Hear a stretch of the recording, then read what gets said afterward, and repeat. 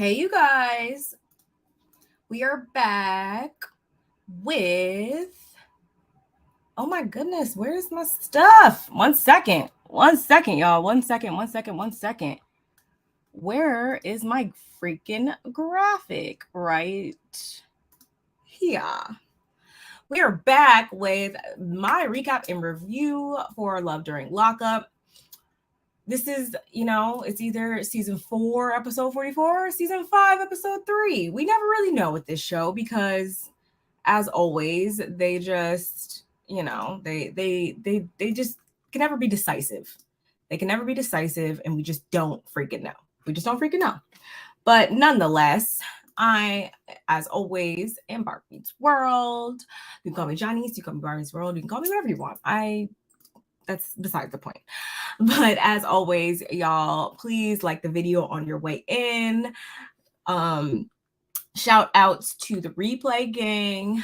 Comments are always appreciated. Let's get down the comments after this. If you're not subscribed already, please go ahead and hit that subscription button so you can join the Barb Meets World community on here. Like, it's just a great place. It's just a great place to be, if I do say so myself. And of course, also share me with your friends, your family, your colleagues, your librarian, your personal trainer, all of those people, and anybody else I didn't name. Go ahead and share me with your people. So we'll go like this, and here I am. Oh my God, my button looks lopsided. It's not though, y'all. First of all, today has been a very productive day. I'm not complaining at all. I usually feel like I don't come up here with like a full face usually. I don't look as, extra as sometimes I do in real life and other times, But today I had a really important Zoom meeting and I had to film some other content. So it's been pretty freaking busy around here all day, but it was a good busy. It was a good busy. I'm very, very grateful for the things that are coming my way, y'all. Please stay tuned. If you are not following me on Instagram, on TikTok, on Twitter, on anything like that, I am on, what is it? Instagram threads. Yeah, I'm on there. I'm on all of them, So please check me out on there because I'm always posting daily on there if I'm not on here.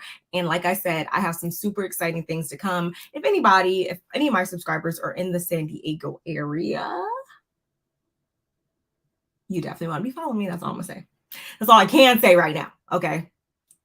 But again, stay tuned. Let's get into this because I don't want to keep you guys waiting for too long. It's already been a few days. So we're going to get right into it with Letitia and Keith. Letitia and Keith, that is right center. These folks right there. Letitia, ma'am, we got to talk.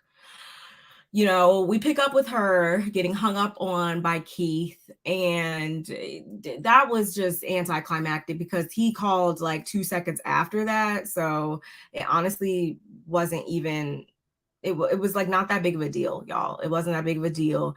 He wound up saying, no, he did not F her employee.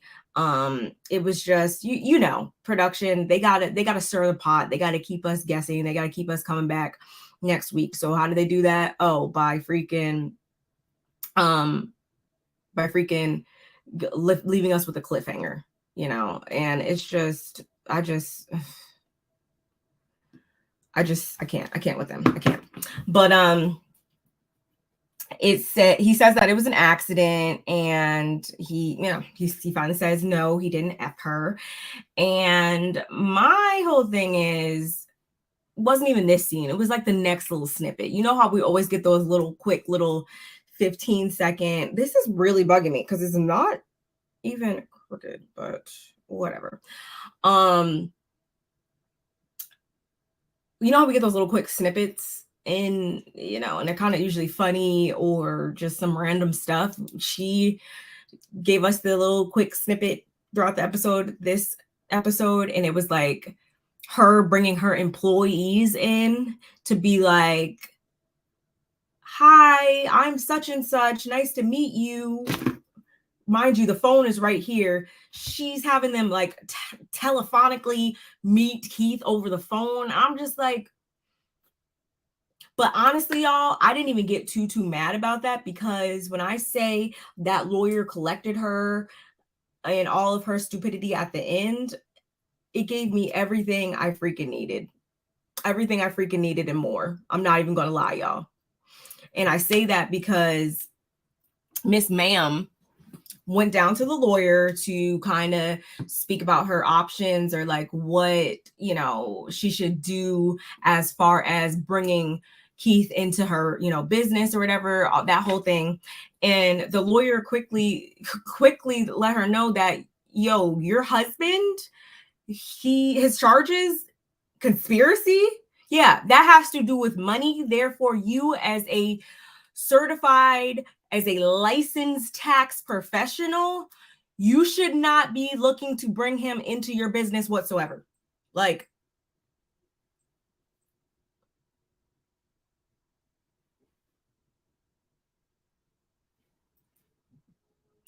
with conspiracy, there's risk because the crime was related to, again, money. And you are handling people's state income taxes, federal income tax. You are handling people's money, essentially.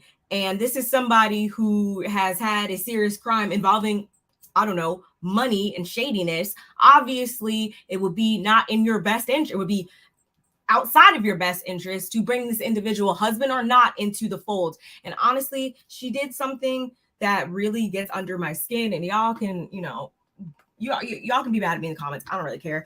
I have a major disdain for people, not for people, but for when people bring outside information into, they bring outside information into like a professional conversation, serious conversation. Like, all of the justification she was starting to try to give was, oh, well, that's just not fair that he's being judged by that. And This man, do you think the IRS cares about fair? No, they don't. Like, me and my aunt actually used to like go, God rest her soul, go back and forth with stuff like this. And I would hate doing like business things with her and stuff like that, because she was always good for doing that type of stuff, like bringing in information that ain't got nothing to do with the situation when we're supposed to be talking about this right here, right now. Like, that just makes you look not professional and less than smart, if you ask me. And we got to really start doing better with that type of stuff. If you see people, like, if you are that type of person, please don't be that type of person, because it makes you look bad. That's all I'm going to say. Hey sis, yes, y'all, like the video on your way in. I would be looking for another place of employment with a quickness. We've been saying that since episode 1. Hey Joseph, what's going on? How are you today? How'd you feel about this week's episode of Love During Lockup? And I have not forgotten, I will be getting myself together, getting everything together to come back with y'all, with my top however many people. We're gonna do like a top 5, top 10, whatever favorite or most, I don't want to say favorite, but most, I don't know the word for it, most significant couples on the Love During Lockup, Love After Lockup, Life After Lockup saga, whatever. We're gonna be doing that soon, so y'all be on the lookout for that. Hey cousin, how are you today, my dear? Cousin Tiny Tim got locked up for 10 years.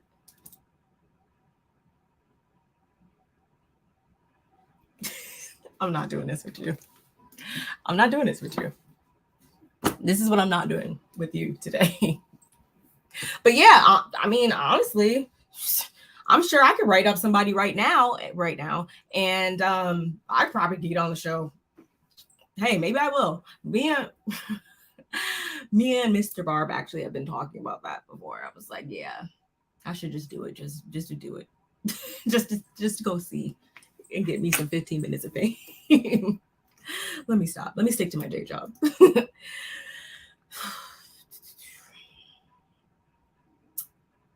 Ray Brand. Wait.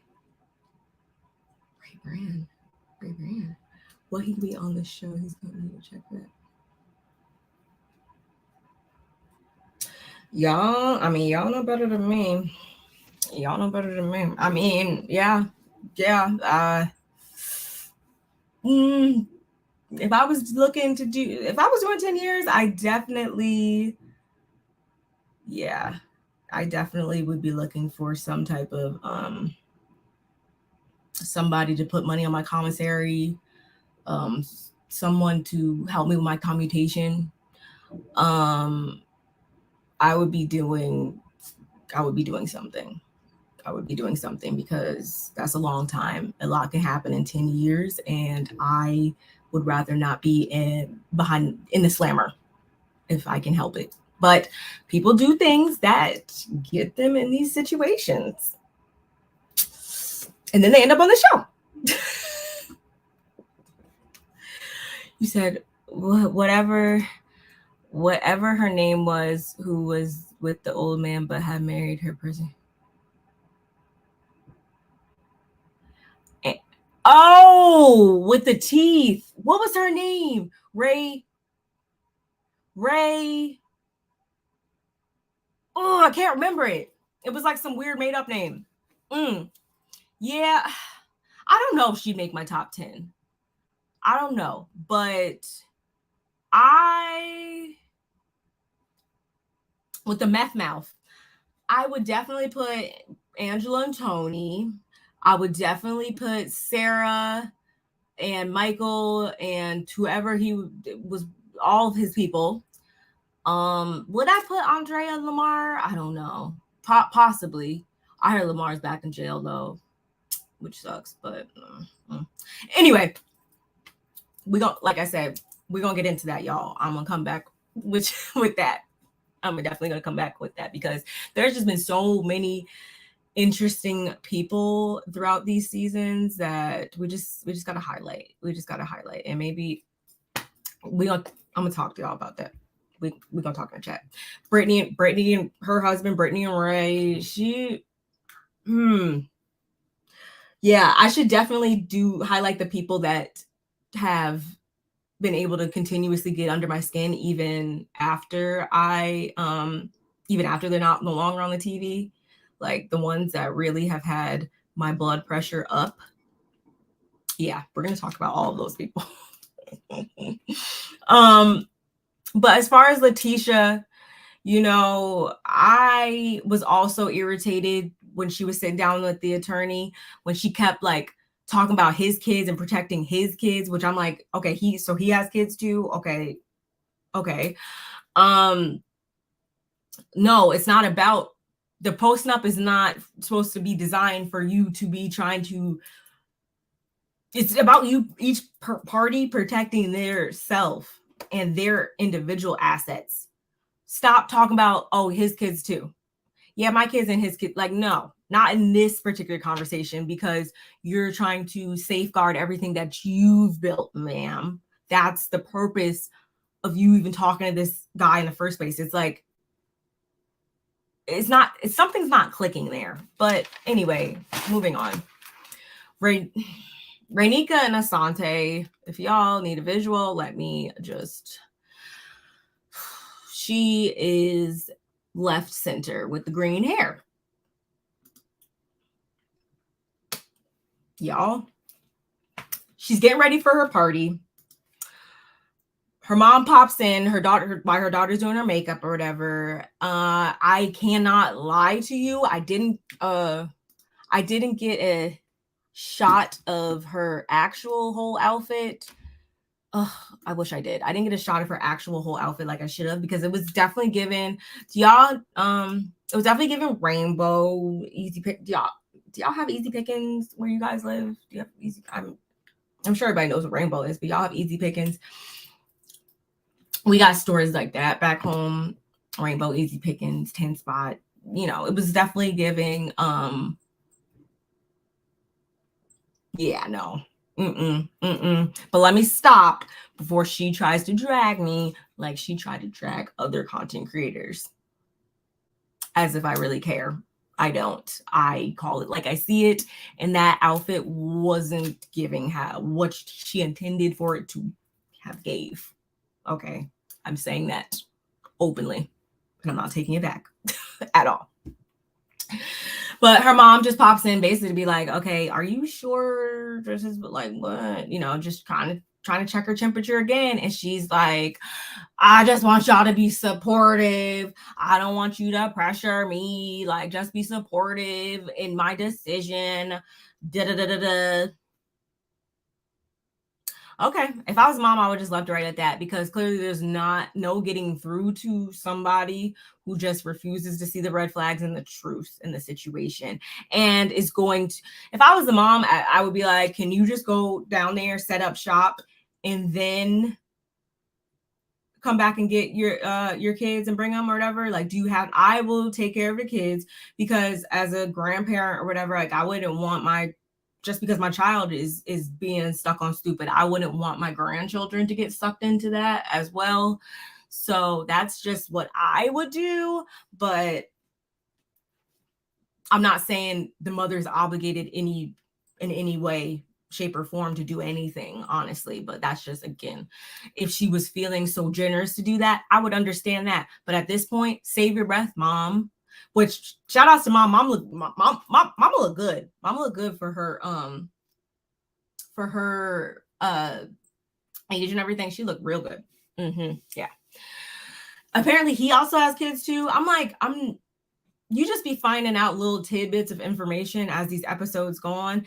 Honestly, not gonna lie, Love During Lockup is not my favorite out of the three. I prefer like Love After Lockup to real. I feel like that's where we see the most drama between them, because this person's just getting out, they're finally coexisting, and that's when you start to see all those initial layers of BS being pulled back and masks are coming off and all that. I prefer Love After Lockup, but we're going to actually get into that next month, because I think we only have just a couple more episodes of Love During Lockup to premiere before then. But anyway, she pulls up to an empty club in a Kia Soul, and I can say that because I have a Kia and I love my Kia. But yeah, she pulls up to the club, an empty club in a Kia Soul, and it quickly turns stupid, because she's thinking that everybody's just gonna, I guess, blindly support her decision. And her sister, Shakola is her name. She was like, yeah, no, you're taking my nieces away. This is stupid. Sharon, I'm surprised you're even down with the ish. What are you doing? Like, what are you doing?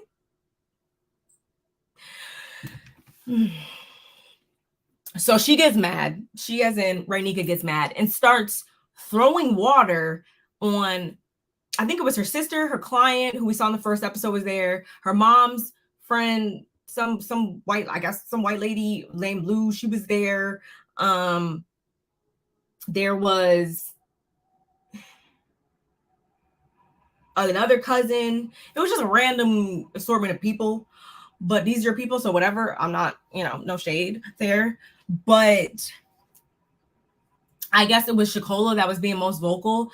And when I say sis came through with a water bottle and just dousing them in water, and I was like, okay, you're gonna do that to your, I think she was just gunning, especially for the sister, but some of that I know for a fact got on the mom and stuff, and I'm just like, that was disrespectful. Like, I would never pour water on my mom. Like, I don't care how mad I am. Like, I would never think to do that. I would never do that to any of my family, honestly, like that. Like my mom and sister, any of those people that would have been there, I would never have gotten that upset that I need to do that. So I thought that was tacky AF, but whatever. When I tell y'all, did y'all holler? Because I did when Shakola, because Miss Ma'am had on this fur jacket, I guess you want to call it, this jacket. And Shakola was like, yeah, with that squirrel fur, when I tell you I almost hit the ceiling, I almost hit the ceiling. And even after all of that, kicking them out, going to get security, because at that point I'm like, why are you even getting security? You're so big Billy bad, like you shouldn't even need them. You shouldn't even need them. You should be able to just kick everybody out then. You're so freely pouring water on everybody. You should be able to kick them out then. No? Whatever. So again, after all of that, they come back in anyway, because again, like I said, it was an empty little random little local club, I guess. They come back in and she takes the stage at this point. She's big diva performed, and she starts by saying, don't ever let them stop your dreams. And all I could think is, dreams? What is your dreams again? Because right now, all I see is you aspiring to go take care of somebody that just got out of prison in a whole different state, and you ain't got no job lined up either. That's dreams?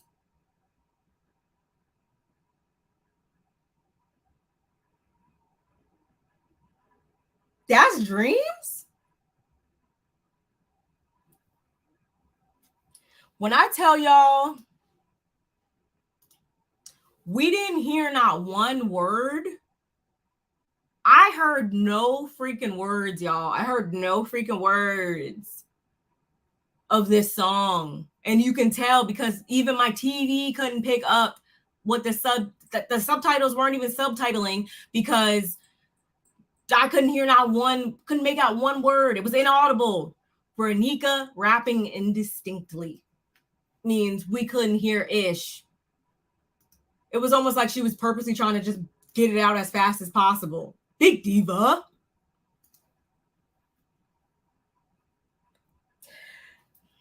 Mama says once a criminal, always a criminal, period. And so far, I mean, I'm not going to say, that verbatim, but so far, I haven't been convinced otherwise, because he hasn't shown us anything otherwise. I don't know him from a can of paint, so I'm not going to vouch for him.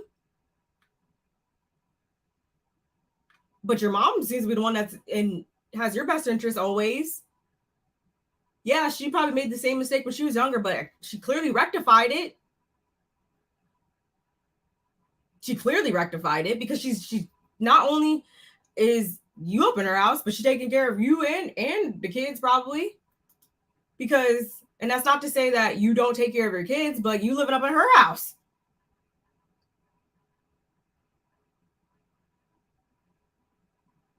Not clicking. I knew when I saw them crunchy granny hairs, she was a mess. I'm telling you.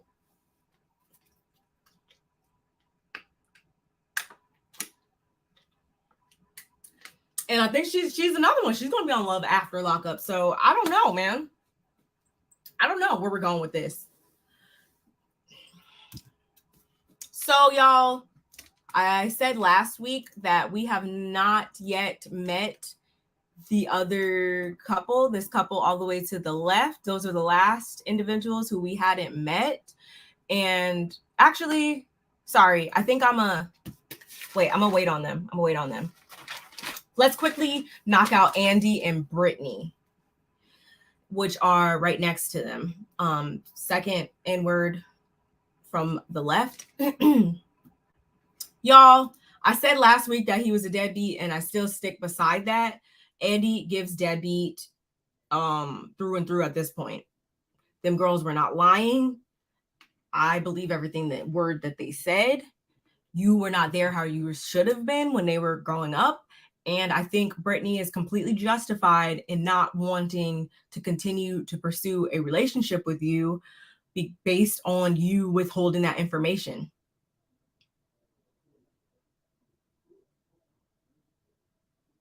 I hope y'all don't hear that. I don't know. My neighbors are loud. Go inside. Hold on.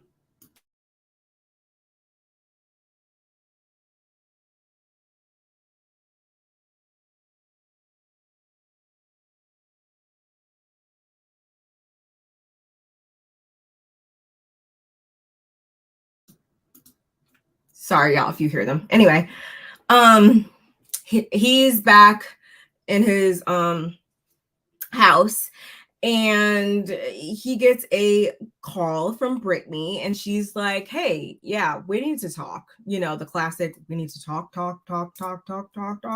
Yeah, he gets a call from her, and this fool is going to say, is everything good? No, why would everything be good when we left off last week with you freaking with the cat being let out the bag that you were a deadbeat? No, everything's not good. Everything's bad. So she's like, no, you lied. You abandoned them, basically, in so many words.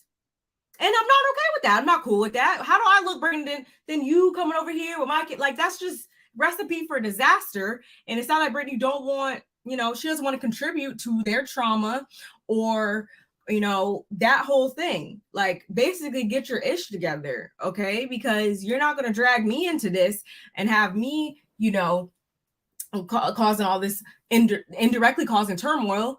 I didn't even know this existed. And he's talking about he didn't even know that they felt that way either. And I'm just like, you had to have known. Like, don't sit here and tell me like you had not one inkling, one small little seed of an inkling of knowing that they didn't feel any type of way. You thought you was just the world's best dad. He lacks self-awareness, and that's dangerous. I can't be around nobody like that. He immediately gets defensive. He's feeling attacked because she's ripping him a new one. And I have no qualms against that because, again, there's no reason why. Like, I feel like he just isn't, he's just not honest with himself. He's not honest with himself and he tries to make it seem like, oh no, he wasn't even leaving them for weeks and months at a time, like maybe a few days, when things got just super stressful with the divorce at most. Like, sorry, like, I don't know what else to tell you, but I'm not a parent, but I like to think as being a parent, you just don't get, that's just one of the things that comes with parenting. You don't really get the luxury of just checking in and checking out when you want to. You don't. It don't work like that from my knowledge. So no, you were not present at all times when you should have been. And you even said last week or the week before that at one point you despised, like you just didn't like being at home. So you was probably searching high and low for reasons not to be there, if you ask me. Next. Yes, Brittany did keep her foot on his neck that entire conversation. And I wasn't mad at all. And another thing.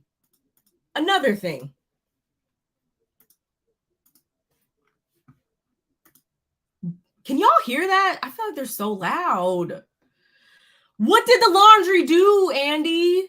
The laundry ain't do anything. And I'm thinking, why was the laundry even on the front porch anyway? Did you just come back from the laundromat? Were you going to the laundromat? Now you got all this laundry on the floor and you just got to either rewash it or what did the laundry do, you idiot? Like, just taking his frustrations out on everything because you're mad because you are in denial about you being a deadbeat dad.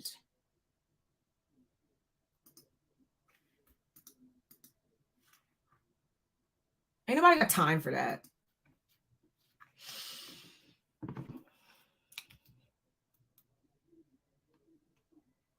One second, y'all.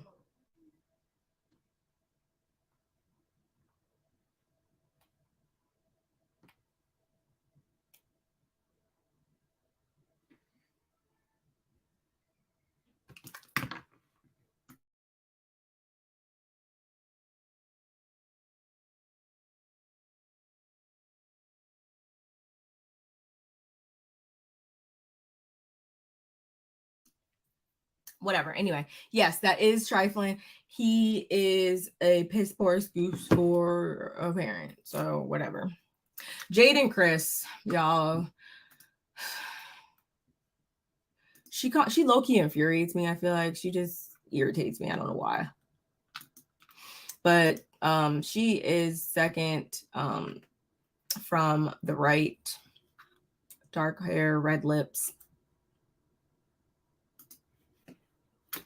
So she is at home. She gets a call from Chris, and she's like, you know, like, why were you freaking out earlier? Like, why are you always doing this? Like, what is up with you? And his whole thing is when he can't get a hold of her for hours and hours and hours at a time, it just, you know, it just gets to him. And yeah, he does get kind of jealous sometimes. This is why, again, I like Love After Lockup, because I need more of an understanding of what hours and hours actually means, because hours and hours, obviously, we all know what an hour means, but hours and hours and hours is going to mean something different.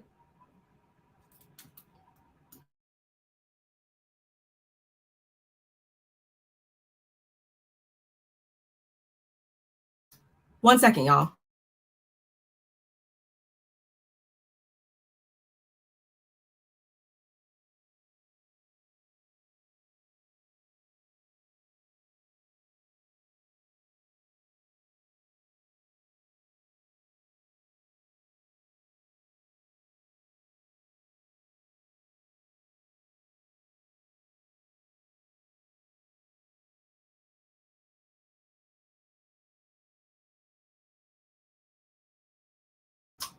Sorry about that, y'all. So sorry. Had to quick little conversation. So again, she's like, dude, why are you freaking out? You know, I just don't get it. And again, this is why I need more insight as to what exactly hours means, because she could be thinking she's only gone for like 5 minutes, 10 minutes, whatever. And then he's translating that to maybe in his prison time, that's like 5 days. Like, we got to get on the same page about time. I feel like there's a disconnect there. And she's like, look, Jess is coming, you know, with me to see you in a few days. And I don't want to be left to feel like I got to choose between the both of y'all. I don't. We've been at this thing for 5 years. That's my family. Like, I just don't want to have to make that decision. And I completely understand that. That is being between a rock and a hard place. But again, I just feel like, I don't know. I don't know what to completely think, because I need more substantiating evidence. That's what I need before I can make like a definitive answer as to who's in the right, who's in the wrong here. But they're able to make up enough in that moment. Although he still feels like Jess, the sister, doesn't have his best interest at heart. I guess we'll just have to see when they actually do get to visit. I highly doubt, because we're not allowed to ever go in the jails. I guess we'll just have to see how that goes once they come back outside, when they go visit him. I guess hopefully that's the next episode. So they momentarily squash it, and then they have phone sex. She changes and we get kicked out like we always do.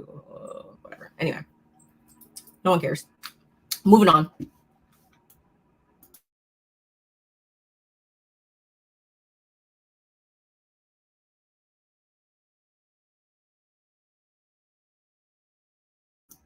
Why don't we talk about Brittany and K-Rock, which are the ones all the way on the right-hand side.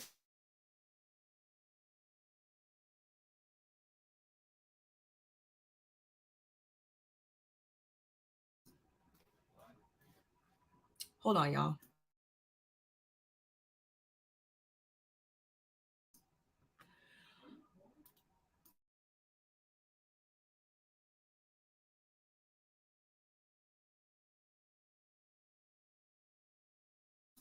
All right, y'all. So Brittany and K-Rock, she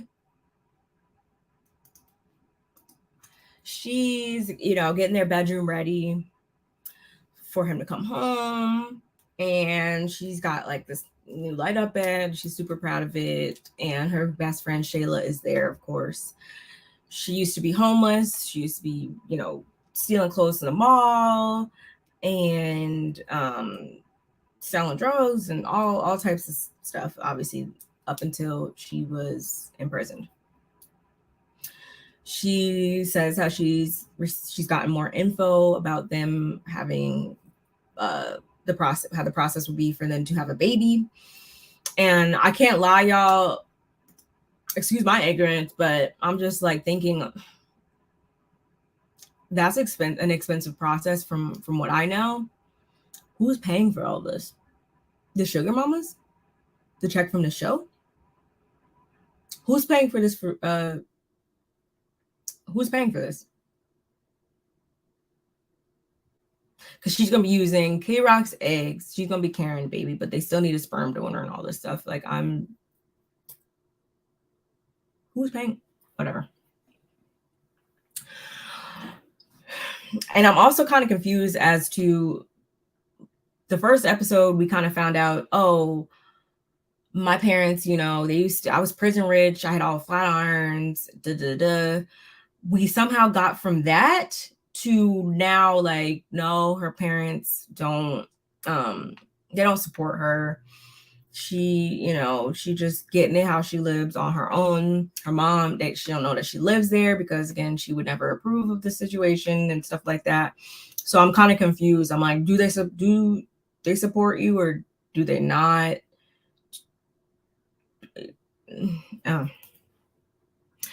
So she thinks of this idea to have her mom or her dad and K-Rock meet first, sit down, nice dinner, whatever. Her mom is going to be the more tough cookie in the situation, and her and her mom don't have the best relationship, obviously, like I just said, I guess. So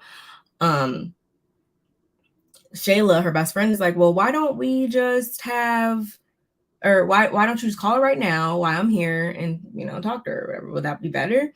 Or, furthermore, wouldn't you think it'd be best to mend the relationship between you and your mom first before bringing K-Rock into the picture, which is completely logical to me. And I'm like, thank God there's somebody with some sense around this girl, because Brittany gives me that she needs somebody else to kind of make the decisions for her and to kind of hold her up and stuff. And she kind of just follows along with that. She was never taught how to stand on her own. That was never instilled in her. So it really, honestly, is kind of sad to watch, if you ask me. But what pissed me off about their scene was after Shayla left, she was supposed to have a video visit, whatever, call with K-Rock. And she's never been late before, but this particular time she realizes, oh crap, like, I'm supposed to have a video call like right now. I've never been late before. Let me get on here. Oh gosh. And before she can get it up or whatever, then he calls and it's like, yo, babe, what's going on? Like, I've been up here. What is up? I got all dressed. Like, what is going on? She's like, I'm sorry. And he's like, well, you knew you had somewhere to be. There's no excuse. He's trying to turn up on her. You knew what you had to do. Like, nothing should have stopped you from that. And I'm like, excuse you? When I say, like, I gave literally, that was my exact to the screen when that happened, because I'm like, you've got to be kidding me right now. Kidding me. Not even kidding. Kidding me right now. You really have the audacity to try to jump on her back about being late to a video visit because it has you looking stupid or whatever. Like, by no means am I saying, like, yeah, that is frustrating. But if she's out here doing outside things, that's her business and she can do that. Like, you want to try to make her bend to your will and do what you want when she wants it. Like, I see already where this is going. And I think I hinted at it last week, and I don't even care at this point. I don't even need to hint at this point. This is going to turn into some type of toxic, abusive type situation. I feel it. I feel it, y'all. I feel it. You said what, President Rich? They was, that means that you got all the cool stuff, I guess, all the gadgets and, whatever. You in there, you got everything. Something I would never aspire to be. I'd rather be real world rich, but whatever. She likes it. I love it. In vitro fertilization, it's not a cheap process. That's the type of money you spend on a BBL. Yeah, like, clearly that's definitely well into the 5 figures. Well into. Even to get a 30, yeah, that's a lot of money. It is. And that's why I'm like, okay, who's paying for whatever. And it's not because obviously, minus all the toxicness of their relationship, obviously, if they were, in a great space to have a baby and there was no red flags, like, yeah, I would want them to. I'm not saying this because I hope that they, don't, put those reasons aside, It's just me being realistically looking at the situation. Where are y'all getting this money? Whatever. So he hangs up on her and is like, you don't even have to come. No, you're not coming over this. And this also makes me pat myself on the back because I'm like, I saw this underlying when last week he said, hey, if those grades start slipping or whatever, like, no, that job, you basically kiss that job goodbye. You don't even need to work anyway. Like, I want to be a provider and this and that. Like, no, you always, I don't care who it is. You always got to keep it in mind. It always got to use the proper judgment when someone says that to you, because a lot of times people like to use that as leverage or like to manipulate you, or they just, that's a type of control. And I feel like that it's going to just be amplified when they are both in the same space, face to face. I would really have loved to have been a fly on the wall when they were both locked up and just kind of seeing how they interact. I feel like, again, it's going to get to a point where, and I feel like instead of her being like, excuse you, she's all like over here kicking herself, feeling bad. And I'm like, don't feel bad because you was doing something that you needed to do, want to do, whatever. Like, no, again, don't waste anybody's time. Like, it's fine to be upset or whatever. Like, dang, like, I'm up here, like, come on, what's going on? Like, I get that, but again, the way he turned up on her was just completely unwarranted, if you ask me. And it's a recipe for disaster. It's looking like some serious trouble is a brewing, and I need her to put on her big girl pants. And Shayla, like, I'm not saying that you need to, just stop your life to take care of another grown person, but please don't stop speaking wise words into Brittany, because clearly nobody else has. Clearly she don't have anybody else that can assist her with making the best decisions in life, because I feel like they're probably both on the same type of wavelength too when it comes to things. Like, they both think very alike probably. And I say that because, again, she's all upset, like, I feel like a poopy head, I think is what she said. And I'm like they're both still thinking that they're like both in or something. Like, I don't know how to explain it, but it's just, one of them needs to like be more mature. Like, I want her to be more mature or something in the relationship. I do.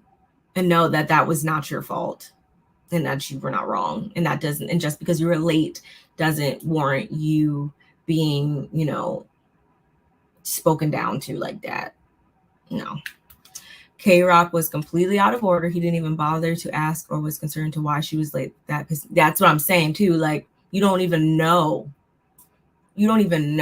what she had going on. But it's all fun and like it's all good and fun and games when she's able to be there at your beck and call and be able to be on the calls whenever and this and that. But the moment that she has something else going for herself, and I'm surprised he's even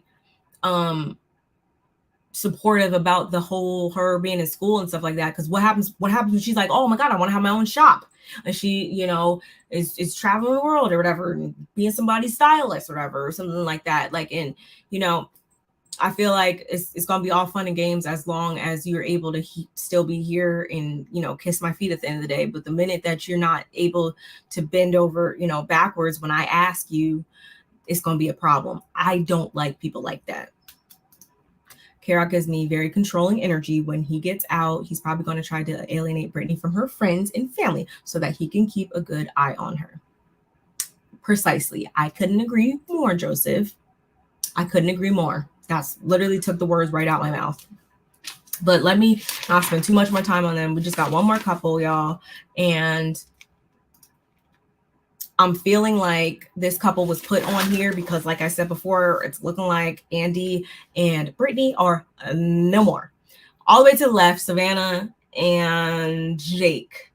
Savannah is a director of operations in Iowa City. She's 26, and Jake is currently incarcerated due to first-degree robbery, theft, and possession. He is in Fort Dodge, Iowa, and he's 30. So I'm mad I even was like, oh my god, who's this other couple? When are we gonna meet them? Because as soon as I met them, her mainly, I was like, oh no, you can take her back. You can take her back. What do we think of the Savannah and Jake? Like, what do we think of them? Because I'm gonna tell you what I think, and that is she's not wrapped too tight either. But is anybody on the show? Usually they're not. But with her, I just She loves to act in local plays. That's her true passion. She loves attention. You always got to look at. Anyway, when she said that, when certain people say that, you always got to look at them a little. And I understand, like, what do you? And I quickly understood what type of attention she was talking about. So the role she's currently seeking is about a woman who's seeking a man who falls in love with a guy who's in prison and breaks him out, whatever. And she could really empathize, you know, with that character because she's basically living out her real life, right? Yeah, right? Yeah.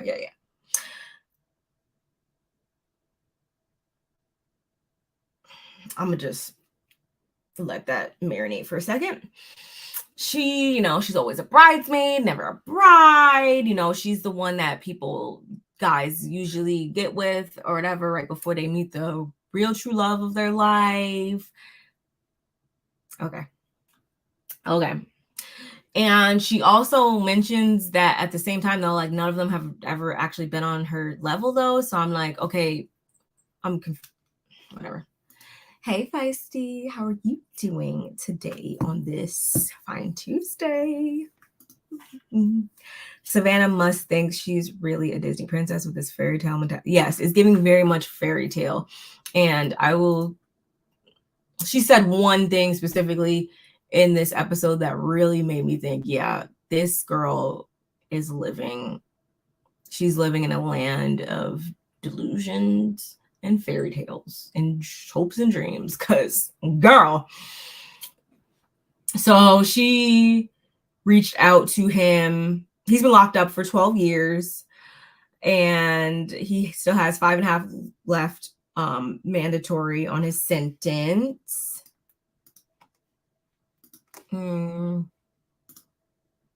19-year-old man gets 35 years for home invasion in Waterloo. So yeah, he got locked up. He was a senior in high school, and I guess him and his buddies or whatever robbed the weed guy. I meant to like read a little bit more into this before I did this video, but I didn't get a chance to. So that's all I can really say about his charges and whatever. But she reached out to him for a role I guess she was studying for, and sparks I guess just happened from there. She says the best sex she's had has been with him on the phone, and I'm like, okay. And she also says that before they got together, she was basically a slore. Her words, not mine. Her words, not mine. And she was also, you know, like a serial cheater before they got together. And I'm like, well, this might be much of the reason why. Let me stop. He calls when she's talking to her friend or whatever after she does her performance, and she immediately starts pressing him about marriage and commitment and all that stuff. And you know, she's like, oh, you know, would you feel more inclined to marry me if, you know, me and your mom were on better terms? And we find out that her and his mom, they're not best friends, because back in 2019, they did a joint visit. She, you know, thought, you know, the visit went good for the most part, but it all kind of pretty much ended with his mom being like, yeah, she ain't it. I don't see it for her. She, not gonna lie, y'all, I laughed so hard when she was like, she made me feel like a nothing ASSBITCH.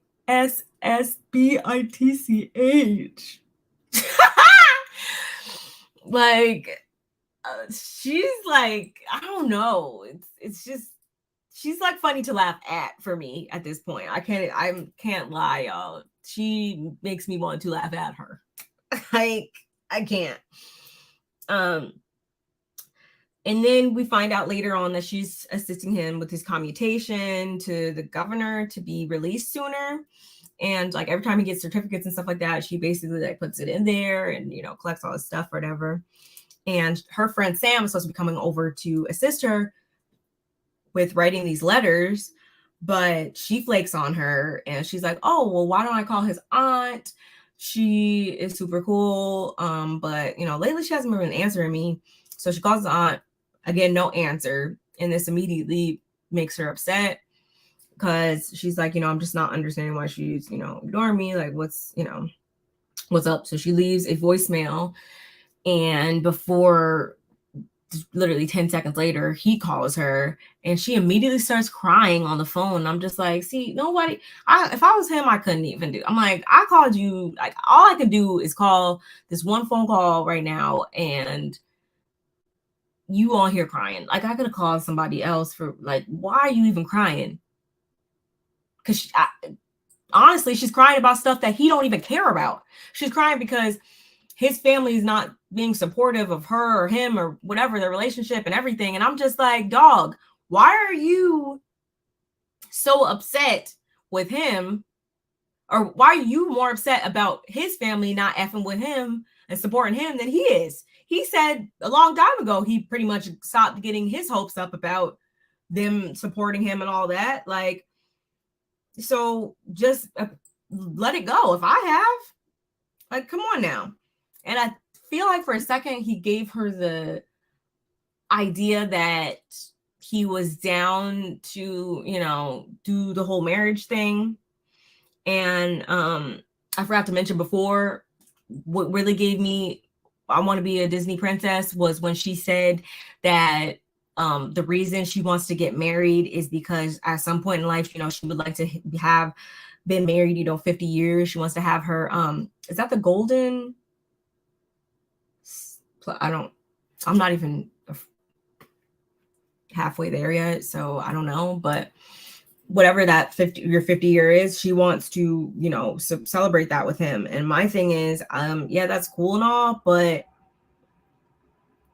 that gives, I just like to keep up with appearances. That gives, I don't truly care about the quality of the situation as long as I get the ring. Like, and he's basically like, I don't want to have any good memories attached to this place, so it'll happen when it happens. I don't think he's necessarily obviously saying no, like, I don't want to marry you. That's just not where we are with it right now. Pump the brakes, give it a second. And I'm not mad at that, especially when she wants to give that type of justification. Like, you couldn't come up with nothing better than that. And I even tweeted that. If you're not following me on Twitter, make sure you're following me on Twitter, because I always like to live tweet with this, because girl, you couldn't have been serious. I would have rather her said anything else. Oh, I want someone to come home to. I want someone to do life with. She could have said any other corny BS, and I would have been like, okay, whatever, that's fine. I want to have him 50th wedding anniversary one day, and he's turning 30 right now, and so I'm 26, so we need to do it fast. Don't nobody care about that. I know people have been married for 50 plus years, and it don't mean that it's a happy marriage. So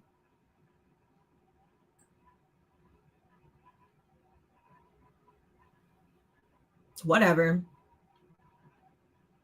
We also find out that I think a lot of the mom's disdain for her stems from the fact that when she was down at the bar, and she went up to one of the band members afterwards and was like, oh, where are you from? Whatever. And he was like, I'm from here. And she was like, oh yeah, well, oh, that's funny. Do you know a girl named Savannah? And he was like, and apparently word on the street is, yeah, they was on Tinder. They matched or whatever. They hooked up. And he told the mom that the time in which they hooked up was the time that her and Jake was within the time that her and Jake had been together. So of course mom's like, and at this point she's given delusional. So I don't know who to believe. You might have, I don't know. You the one who said that you was a serial cheater and you was a slower before you guys got together. So I don't know. I ain't vouching for you. You might have. And if that was the case, if I was his mom or whoever, I wouldn't like you either then, because you out here, you playing in his face.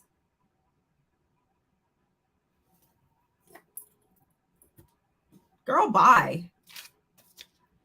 But I'm like, we could have not. They could have saved her. But I'm thinking she was brought on again because Andy and Brittany are no more. But y'all, this was it for my recap and review of this episode. It's always something on the show. I cannot even begin to tell you. Again, if you haven't liked the video, go ahead and like. Shout outs to Replay Gang. Let's get down in the comments. Let's talk. And don't forget to subscribe if you're not already subscribed. Continue to share me with all of your people. Turn on your post notifications so you know every time I upload. I gotta do something real quick, and then I will be coming back with my recap and review for Real Housewives of New York, and I'll try to knock out Bell Collective today too. Unfortunately, there will be no Coastal Critiques panel this evening. We're gonna have to double up next week. Schedule conflicts. So be on the lookout for that. Which I love doing the 2 episodes too, especially when one episode was kind of boring or whatever. We do 2 and it's even longer. It's a good time, whatever. But yeah, I will be coming back here shortly. So I hope to see you guys there. And I enjoyed all of you in the chat. Shout outs to my sis Nola Reed. Go ahead and subscribe to her if you are not subscribed to her already. My cousin, Ranting with Ricardo. If you are not subscribed, go ahead and subscribe to her channel. She makes awesome content. Joseph, thank you so much. You are always a loyal supporter, and you kept it really, really funny in the comments. So shout outs to you. To Feisty came through. Love it, love it, love it. And I appreciate you all. Again, I will see you guys later. Bye.